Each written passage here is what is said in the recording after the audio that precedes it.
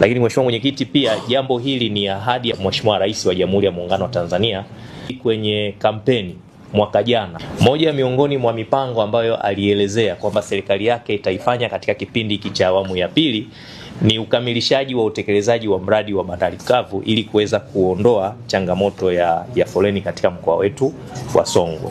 Na jambo hili la utekelezaji wa mradi wa bandari kavu kwetu sisi tunaona ni suluhu ya kuweza kukabiliana na changamoto ambayo inatukabili katika mkoa wetu wa Songwe.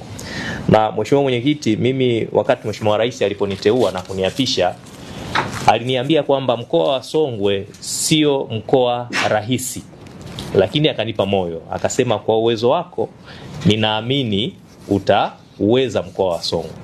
Sasa Mheshimiwa Mwenyekiti, sitaki niwaambie wajumbe kwamba tayari nimeuweza mkoa wa Songwe, na wala sitaki kusema kwamba nimeshindwa mkoa wa Songwe. Lakini ninachotaka kusema, ingawa Mheshimiwa Rais hakuniambia ugumu wa mkoa wa Songwe ni nini, lakini katika kipindi kifupi nilichokaa kuna mambo mawili makubwa ambayo nimeyagundua. Moja, mkoa wetu sisi ni mkoa wa mpakani, na mpaka wa Zambia pamoja na Tanzania, kwa maana kupitia mkoa wa Songwe ni wa kipekee kidogo ukilinganisha na mipaka mingine. Ni porous, una vipenyo vingi sana. Kwa hiyo sasa unatengeneza changamoto nyingi sana za kiusalama ambazo zinahitaji uongozi madhubuti na wenye uwajibikaji wa kiwango kikubwa sana kuweza kukabiliana na changamoto zile za kiusalama. Lakini jambo la pili, mkoa wetu wa Songwe ndo tunasema ni lango la SADC. Mahusiano yetu ya kibiashara, shughuli za kiuchumi na kijamii kati ya Tanzania na baadhi ya nchi za SADC ikiwemo Zambia, Kongo, yanapita katika mkoa wa Songwe. Lakini Mheshimiwa Mwenyekiti, takwimu inaonyesha kwamba kwa mfano kwa takwimu za mwaka 2025 bandari ya Dar es Salaam ilipokea shehena karibia tani bilioni 27. Kati ya hizo tani milioni 27.7, tani milioni 12.6 ni shehena ambazo zinakwenda nje ya nchi, kwa maana nchi mbalimbali. Lakini kati ya hizi tani milioni 12.6, tani milioni 9.5 zinapita kwenye mpaka wa Tunduma. Kwa hiyo tunazungumzia 75% ya mzigo wote ambao unakwenda nje ya nchi unapita kwenye mkoa wa Songwe, kwa maana kwenye mpaka wa Tunduma. Lakini Mheshimiwa Mwenyekiti, serikali imefanya jitihada kuboresha bandari ya Dar es Salaam na tumeona kuna mafanikio makubwa sana katika kipindi cha miaka ya hivi karibuni. Sasa kama miaka 3-4 iliyopita kulikuwa na changamoto ya foleni, tujiulize leo hii mwaka 2026, je, changamoto ikoje katika mkoa wetu wa Songwe katika halmashauri ya Tunduma? Kwa hiyo changamoto iliyopo sasa hivi ni kubwa sana. Tuna fursa ya kuattract fedha za kigeni zaidi nchini kwetu na hivyo kuboresha nchi yetu katika aspect zote. Kwa hiyo naomba tulione kwamba hili ni jambo letu wote kwa pamoja, na tuwe na nia hiyo moja ya kuhakikisha kwamba jambo hili linakuwa na mafanikio.